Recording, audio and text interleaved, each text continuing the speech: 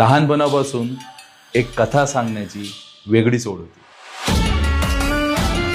पडद्यावर असं काहीतरी उभारायचं जे प्रेक्षकांनी कधीच बघितलं नाही.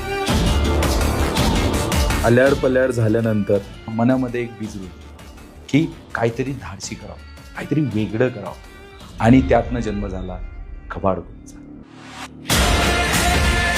हा एक फक्त चित्रपट नाही, हा एक एक्सपिरियन्स. मराठी चित्रपट सृष्टीतला पहिला युनिव्हर्स. कल्पना जरी माझी असली तरी याला गरज होती एका हक्काच्या हाताची, जो माझ्या पाठीवर हात ठेवून म्हणणार तू कर. आणि हा मला पाठिंबा दिला आमचे निर्माते डॉक्टर रसिक कदम सरांनी.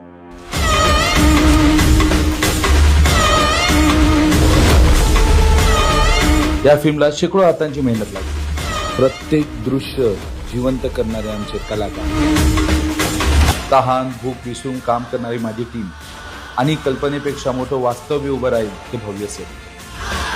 दिग्दर्शक म्हणून माझं एकच स्वप्न होतं, मराठी प्रेक्षकांना असा अनुभव द्यायचा जो त्यांना थरार देईल.